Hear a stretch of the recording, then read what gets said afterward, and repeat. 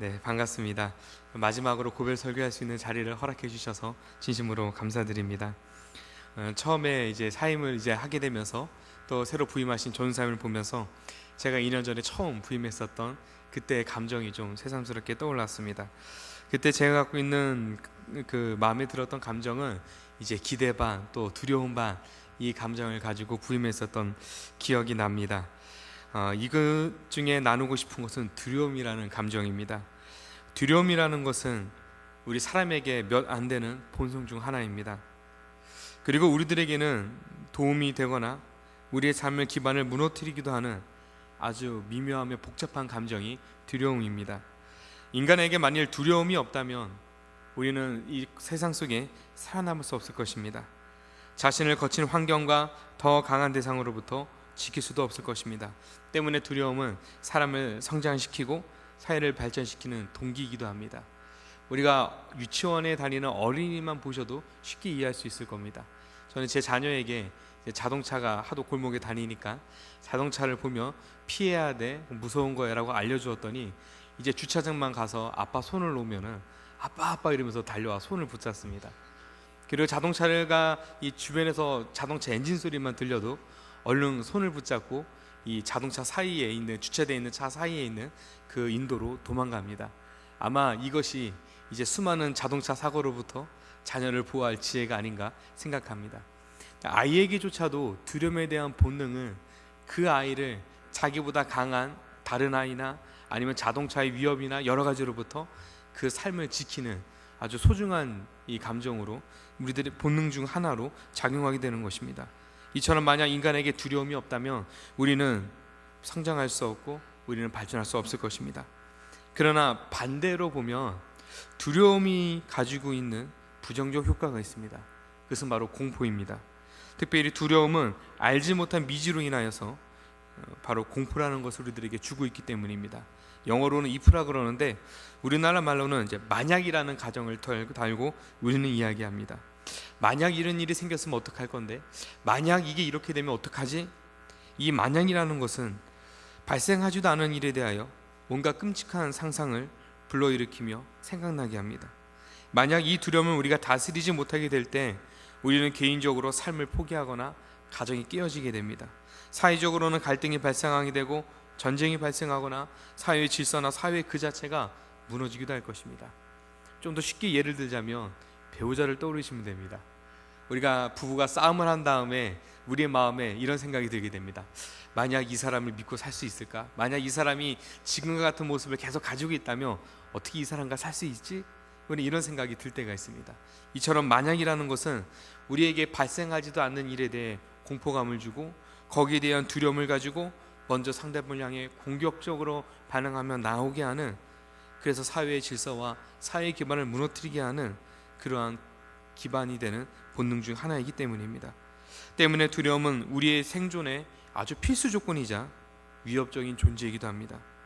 우리는 이러한 두려움을 보통은 새로운 환경이나 급격한 변화 혹은 갑작스럽게 삶의 진로가 바뀌게 되거나 아니면 단절되거나 흔들리게 될 때 우리는 그때 보통 쉽게 느끼게 됩니다.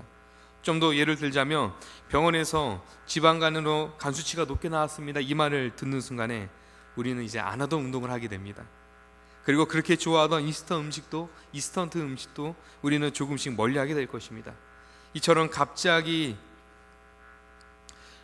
또한 또 다른 예를 살펴보면 갑자기 연락되지 않는 자녀 혹은 사업체의 이전이나 업종의 변환, 사직 혹은 건강의 악화 혹은 심지어 반대의 상황, 그러니까 갑작스럽게 승진되거나 스카웃되거나 새로운 대학이나 결혼 등 삶의 긍정적인 변화에서조차도 우리는 변화에 대해서 우리는 두려움을 느끼게 된다는 것입니다.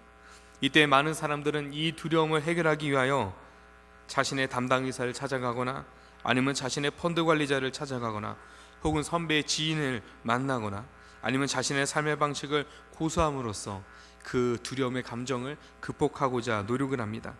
하지만 세상 사람들은 그렇게 사는데 오늘날 우리 그리스도인들은 두려움이라는 변화가 찾아올 때마다 우리는 어떤 마음의 자세를 가져야 하며 우리는 어떤 태도로 우리는 두려움과 대면하며 나가야 될 것일까요?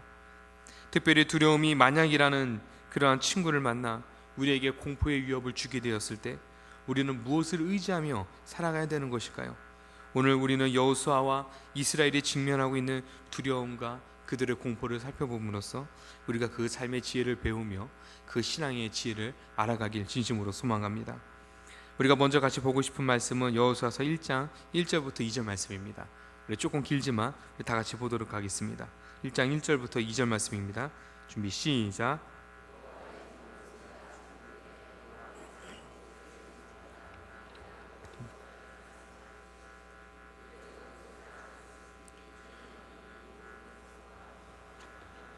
이 요단을 건너 내가 그들 곧 이스라엘 자손에게 주는 그 땅으로 가라. 아멘. 오늘 1절부터 2절은 1절부터 9절에 있는 그 상황의 그 모든 이야기에 대표되는 상황 두 개를 우리들에게 보여주고 있는 구절입니다. 이 1절부터 2절은 두 가지의 상황을 이스라엘이 직면하게 되는데, 그 중에 첫 번째 이스라엘이 직면한 두려움은 바로 죽음이라는 두려움이었다는 것입니다. 사람에게 죽음은 피할 수 없는 두려움일 겁니다. 모든 것과의 이별인 동시에 알 수 없는 미래를 향한 새로운 시작이 됩니다. 비록 우리는 믿기에 우리는 천국이라는 미래가 우리들에게 준비되어 있다는 걸 잘 알고 있지만, 우리는 천국을 직접 눈으로 보지 않기에 천국은 믿지만 알지 못한 미지의 새로운 시작이 되기도 합니다. 그렇기에 믿는 사람이나 믿지 않는 사람이나 죽음이라는 것은 모두 다 피하고 싶은 가장 큰 두려움이 아닐까 생각합니다. 또한 이 두려움은 떠나는 자만이 아니라 남은 자들에게도 두려움이 됩니다. 더 이상 의지할 수 있는 대상을 잃어버리는 것이고, 사랑했던 그 대상을, 또 반평생 나와 함께 생활해야 했던 나의 사랑하는 사람을, 그리고 나의 하나님께서 우리에게 주신 우리의 기업을 물을 자를 보내는 것이기 때문에 그 상실의 자리의 슬픔은 너무나 큰 것입니다. 그 무엇으로도 그 슬픔을 위로할 말이 없고, 그리고 그 두려움과 그 걱정들을 이해할 수 있는 것은 없을 거라 생각하게 됩니다. 때문에 죽음은 남은 자나 떠나는 자들에게 모두에게 두려움으로 다가오는 삶의 변화 중 하나인 것입니다. 그런데 이것을 말씀드리는 것은 오늘 이스라엘과 여호수아가 직면한 상황이 바로 그 두려움에 처해 있다는 것입니다. 특별히 떠나는 자의 두려움이 아니라 남은 자에 대한, 남은 자로서 가지게 되는 그 두려움입니다. 그들에게 모세는 아주 특별한 존재였습니다. 하나님이 보내신 지도자였고, 그리고 그들을 40년 동안 광야에서 가나안 땅으로 인도하는 하나님의 일꾼 중에 한 명이었습니다. 이러한 모세의 죽음은 이스라엘에게는 영적인 부모의 상실이었고, 그리고 지도자의 상실을 의미합니다. 이제 그 누가 모세만큼 영향력을 가지며 그들을 영적으로 이끌어갈지 알지 못한 두려움 가운데 이스라엘은 죽음이라는 두려움과 공포를 맞이하게 됐었던 것입니다. 또한 이스라엘의 모습을 본다면, 사실 이스라엘이 40년간 모세에게 보여준 모습은 결코 믿고 맡길 만한 모습은 아니었습니다. 40년간 그들은 연약한 모습만 모세에게 보여줬을 뿐입니다. 그들은 언제든지 하나님이, 그리고 하나님께서 모세를 통하여 일하시지 않으면 그들은 이집트로 돌아갈 준비를 하며 언제든지 하나님으로부터 뒤돌 준비를 마친 채 40년간 광야를 떠돌아다니던 사람들이었습니다. 때문에 그들에게 모세를 잃어버린다는 것은 그들이 나아가야 될 방향을 잃어버리고 과거의 이집트로 돌아가야 될 그러한 새로운 또 다른 두려움을 주는 그러한 사건이 되는 것이었습니다. 그들은 모세의 죽음을 통하여서 아마 그들 스스로에게 수많은 회의를 걸치며 수많은 소문이 돌며 그들은 서로에게 질문을 던졌을 것입니다. 그 질문은 이러한 질문입니다. 하나님의 언약은 모세가 죽은 뒤에도 여전히 유효한가? 우리는 여기서 이집트로 돌아가야 될 것인가? 아니면 여전히 우리가 가야 될 곳, 알지 못한 그곳을 향해 가야 될 것인가? 그리고 우리가 가나안 땅을 향해 걸어간다고 결의를 내린다면 과연 우리 중에 누가 모세와 같이 우리를 이끌 수 있을 것인가? 그들은 수많은 회의와 논의를 거치며, 그리고 소문이 떠들며 그들은 두려움과 공포를 경험해야 됐을 것입니다. 하나님은 이처럼 큰 좌절과 두려움과 공포에 빠진 이스라엘에게, 그리고 여호수아에게 찾아와 하나님은 그들에게 일어나라라고 위로하고 계십니다. 왜 하나님이 그들에게 일어나라라고 위로하시냐면, 사람은 죽었어도 하나님의 계획은 끝난 것이 아니기 때문입니다. 모세가 이스라엘과 여호수아에게 가지고 있었던 모세의 계획은 비록 다 마치지 못한 상태에서 모세는 떠나게 되었지만, 하나님께서 하나님의 꿈은 끝나지 않았기 때문에 하나님께서는 이제 여호수아를 통하여 다시는 그 꿈을 이루어갈 것을 계획하셨기 때문인 것입니다.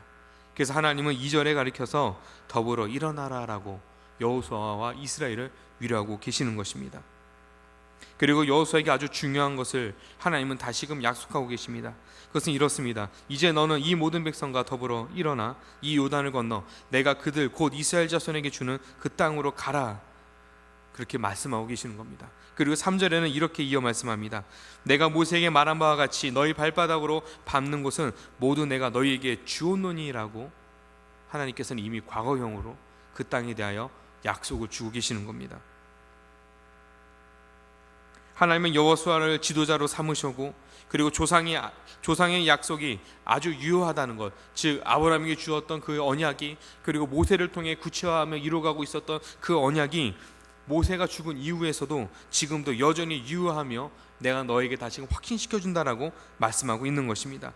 그렇기 때문에 하나님은 1절부터 4절을 통해 이 땅을 내게 주리라, 아니죠, 주었다라고 말씀하고 계시는 겁니다. 하나님이 이렇게까지 담대하게 약속한 것은 약속이 바로 하나님의 정적인 능력 안에 주어진 것이기 때문에 하나님이 그렇게 그들에게 약속해 주셨던 것입니다. 우리가 이 땅에 살 때 이것을 놓치지 않기를 소망합니다. 본문은 우리가 이별을 경험하게 될 때 우리가 무엇을 바라봐야 될지를 말씀하고 있습니다. 이별이라는 새로운 두려움을 경험할 때 우리를 통해 역사하실 하나님의 손길은 멈추지 않는다는 것을 바라보게 하고 있는 것입니다. 비록 사람의 계획은 끝날지 모르겠지만 그 사람을 통해 하나님의 품으신 계획은 멈추지 않는다는 것입니다. 하나님은 여전히 우리를 통하여, 또 금곡을 통하여, 또 저를 통하여 하나님이 계획하신 일들은 하나님께서 하나님의 사람들을 통해 여전히 이루어 가신다는 것입니다.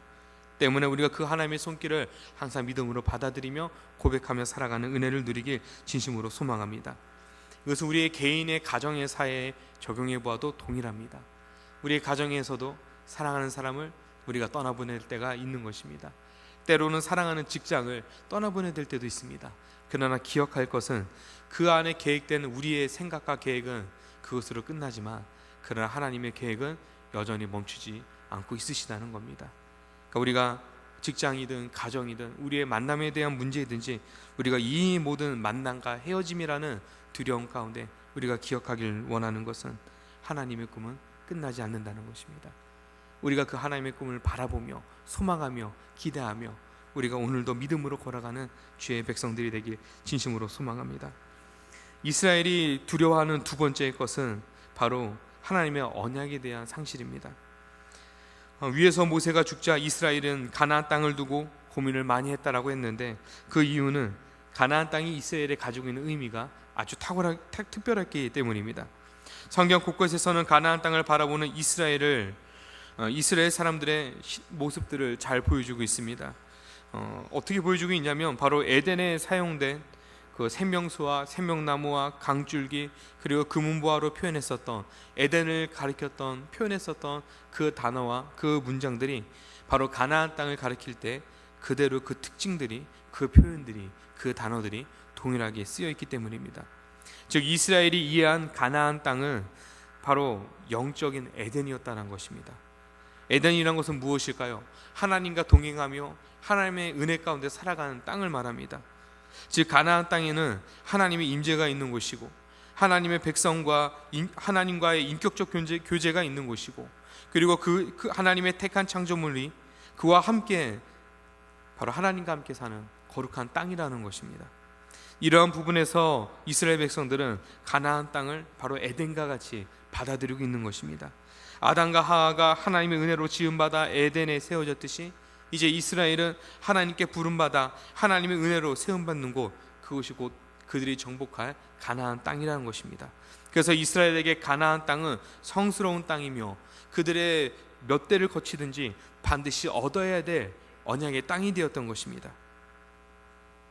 여호수아서 1장 3절을 보면 그 땅에 대하여 하나님께서 하신 말씀은 바로 내가 너희에게 주었노니라고 말씀하고 있는 것입니다. 특별히 3절 후반전에 보면 하나님은 이스라엘이 반드시 얻어야 할 그 땅에 대하여 내가 너에게 주었다라고 과거형으로 이미 말하고 있는 것입니다. 이것은 이스라엘이 안식의 땅에 들어가는 것이 그들의 공로나 그들의 군사적인 우월함이나 그들의 지혜의 뛰어남에 있는 것이 아니라 순전히 약속을 성실하게 지키며 이루신 하나님의 성품에 근거하여 주어진 선물이다라고 말해주고 있는 것입니다. 이스라엘이 하나님의 성품 속에서 가나안 땅을 얻을 수 있는 이유에 대해 레위기 25장 23절도 이렇게 보충하여 설명해주고 있습니다.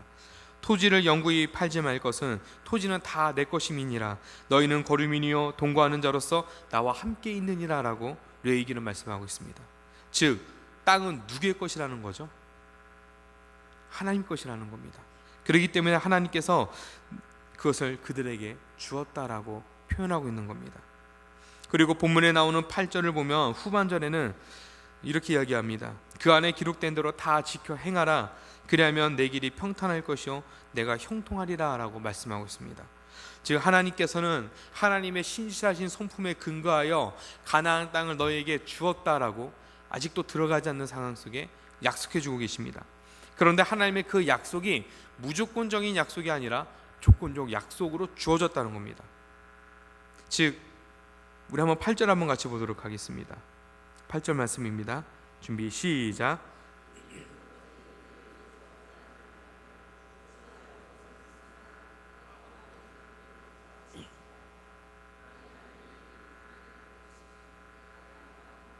아멘. 즉 하나님의 말씀을 지키며 그것을 따르며 살아갈 때에 그 땅에서 너희의 삶이 평탄하게 그리고 형통하게 주어질 것이다. 즉 계속 그곳에서 하나님을 예배하며 하나님과 동행하며 하나님과 교제하며 살아갈 수 있게 될 것이다 라고 말해주고 있는 것입니다. 때문에 그 땅은 하나님의 백성의 모습을 갖추며 살아갈 때만 누릴 수 있는 조건적으로 주어진 하나님의 은혜라는 것입니다. 이것은 아무나 누릴 수 있는 것이 아니라는 의미입니다. 이스라엘일지라도 여호수아일지라도 하나님의 백성으로서의 모습을 지키며 온전히 살아가지 못한다면 그 약속의 땅에서 하나님이 주신 풍요를 맛보지 못한다는 것입니다. 그러나 이스라엘 가운데 참여되지 못한 자일지라도 이방민족일지라도 그들이 하나님의 말씀을 준행하며 하나님을 구주로 고백하며 하나님을 경외하며 하나님과 동행한다면 그 땅에서 이스라엘이 아닐지라도 하나님의 백성으로서 하나님이 주신 땅의 풍요를 누리며 그 땅에서 하나님과 동행하며 하나님을 섬기며 그 땅에서 영원히 살아갈 수 있다라고 말해주고 있는 것입니다. 때문에 이스라엘이 가나안에서 가져야 될 것은 믿는 자로서 삶의 모습을 지켜가는 것입니다. 그래서 가나안 땅은 축복의 땅이며 동시에 어려움을 주는 그런 땅이기도 하는 것입니다. 그렇다면 이스라엘이 지켜야 될 백성의 삶은 무엇일까요? 그것이 6절부터 9절에 담겨져 있는 것입니다. 바로 6절에서 9절을 보면 바로 하나님의 말씀을 담대히 붙잡으며 세상을 살아가는 것입니다. 특별히 6절을 한번 같이 보도록 하겠습니다. 1장 6절입니다. 준비 시작.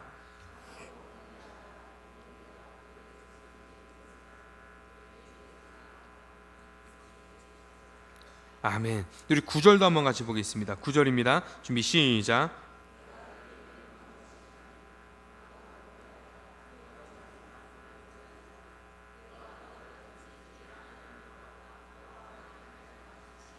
아멘. 6절과 9절은 모두 같은 내용을 다루고 있습니다. 둘 다 내가 너와 함께 하리니 너는 강하고 두려워하지 말라는 것입니다. 그렇다면 무엇에 대하여 강하고 두려워하지 말라는 것일까요? 전복 전쟁이 있어서 두려워하지 말라는 말일까요? 그것은 아닙니다. 바로 이스라엘을 통솔하는 것에 대해서 두려워하지 말라는 것일까요? 그것도 아닙니다. 6절과 9절 사이에 7절부터 8절을 보면은 율법을 지켜 행하는 것을 두고 담대히 할 것을 말하고 있습니다. 7절부터 8절을 제가 읽어드리겠습니다.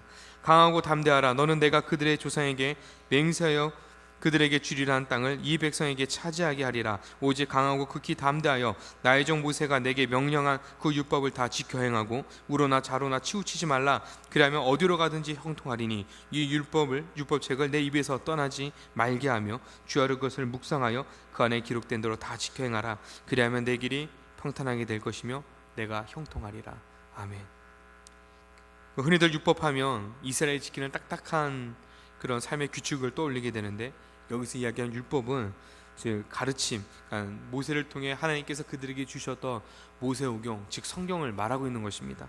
즉 성경에 기록된 대로 하나님의 말씀을 따라 살아간다며 하나님께서 그 말씀을 따라 살아가기를 담대히 하라는 겁니다. 즉 이스라엘이 가나안 땅을 정복하려면 그들에게 필요한 것은 무엇일까요? 훈련된 군사가 필요하겠죠. 또 준비된 공성무기가 필요할 것입니다. 예를 들면 아수르가 북이스라엘을 점령하게 됐을 때 북이스라엘이 예루살렘 성 안에 들어가서 공성전을 벌이게 되는데, 아수르가 수만 명의 대군을 가지고 그 안에 있는 10,000명도 되지 않는 이스라엘 그 예루살렘 북이스라엘을 점령하는데, 사마리아 성을 점령하는데 걸린 기간은 1년 6개월이었다고 이야기합니다. 즉 수만 명의 인구를 가지고 있어도 하나의 성을 공략하는데 1년 6개월이라는 시간이 필요합니다.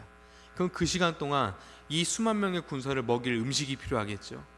그리고 그들이 싸워야 될 화살과 무기들을 계속 몇 년 동안 공급할 기본 자본도 있어야 될 것입니다.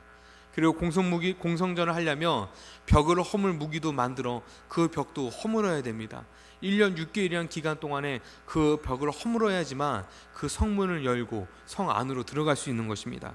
그러나 이스라엘에게는 훈련된 구사들도 없습니다. 이스라엘에게는 공성무기를 만들 만한 그런 아주 극비의 군사 지식도 가지고 있지 않습니다. 그리고 이스라엘은 가나안 땅이 이제 자신들의 고향의 땅이 될 것이기 때문에 그들은 음식을 공급받을 자신의 고향도 가지고 있지 않습니다. 그들은 아무것도 보장되지 않는 상황에서 그저 여호수아라는 지도자를 따라 그들은 요단강을 건너야 하며, 그들은 가나안 언제 정복할지 모를 수많은 성읍들을 눈앞에 두며 그들은 전쟁을 펼쳐야 되는 것입니다. 그들이 이 가나안 땅을 정복할 때 이러한 수많은 불합리한 환경의 요소를 두고 타협할 여러 안들이 분명히 있을 것입니다. 그 중에 하나는 우리가 예상하는 것처럼 다시금 이집트로 돌아가는 것일 겁니다. 그리고 그것이 아니라면 그들이 지금 머물고 있는 요단 동편 땅에, 그 푸른 초장이 있는 그 땅에 그냥 머물며 살아가는 것일 겁니다. 굳이 요단 동편에서 바라봤을 때 요단 서쪽에 있는 메마른 황야를 향해 목숨 걸고 갈 필요가 없기 때문입니다. 또 다른 하나는 이스라엘 사람들과 협약을 맺는 겁니다. 아마도 40년간 이스라엘이 수많은 나라와 도시들을 무너뜨리며 승승장구하며 거기까지 왔을 텐데 그 소문으로 온 나라는 두려워 떨게 됩니다. 그때 정치적인 협약을 맺어서 그 누구도 피 흘리지 않고 가나안 땅에 들어가 한 부분만을 맡으며 살아갈 수도 있을 것입니다. 이런 외교적 수단도 있을 것인데, 하나님은 그러한 수많은 선택지에 있어서 이스라엘에게 원하시는 것은 그 선택지들을 인간적인 생각을 가지고 선택하는 것이 아니라 하나님의 말씀을 쫓아 아무것도 가지고 있지 않지만 그러나 하나님의 말씀을 담대히 쫓음으로 전쟁에 임할 것을 요청한 것입니다. 좀 더 쉽게 바꾸어 표현하자면 세상을 살아갈 때에 하나님 말씀을 따라 살아가기를 두려워하지 말고 담대히 하라는 것입니다. 그러면 하나님이 주신 그 언약의 땅을, 하나님이 우리에게 주신 그 약속의 성취를 맛보게 될 것이다 라고 말해주고 있는 것입니다. 결국 이스라엘은 모세를 잃어버림으로써 그들이 가지게 되는 가나안 땅 정복에 대한 문제와 그 두려움에 있어서 하나님이 그들에게 주신 삶의 태도는 눈에 보이는 환경을 쫓아 그 두려움과 그 공포 가운데 세상 사람들처럼 두려워 떨며 살아가는 것이 아니라 하나님의 사람으로서 하나님의 동행과 하나님의 역사하심을 믿고 하나님의 방법을 따라 세상 살아가기를 두려워하지 말고 담대히 할 것을 우리들에게 요청하고 있는 것입니다. 사랑하는 성도 여러분, 우리도 세상을 살아가다 보면 두려워 떨 때가 많이 있습니다. 그러나 그 두려움 가운데 우리가 그저 두려움으로 살아가는 것이 아니라 하나님께서 여호수아와 이스라엘에게 주셨던 것과 같이 우리가 세상 가운데 주의 말씀을 따라 담대히 살아가기를 두려워하지 아니하고 담대히 하는 주의 자녀들이 되길 진심으로 소망합니다. 우리가 먼 훗날에 천국에서 다시 만나게 될 텐데, 물론 지나가다 만날 수도 있겠죠. 그러나 우리가 천국에서 다시금 본격적으로 만나게 될 텐데, 그때 우리가 천국에 만나서 우리가 서로 자랑하는 은혜를 누리길 원합니다. 우리가 세상을 어떻게 믿음으로 담대히 살아왔는지, 세상에 있는 수많은 문제들과 두려움 속에서 우리가 믿음으로 담대히 세상을 어떻게 휘저으며 들었다 놨다 하며 살아왔는지, 우리가 서로가 만나 그 믿음의 간증을 누리는 은혜를 우리가 먼 훗날 같이 누리길 진심으로 소망합니다. 이 시간 우리 같이 기도하겠습니다.